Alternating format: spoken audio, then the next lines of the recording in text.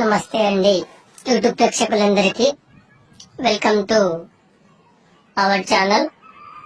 మా ఛానల్లో రాధిక అనే అమ్మాయి ప్రకటన ఇచ్చారు. అమ్మాయి పేరు రాధిక.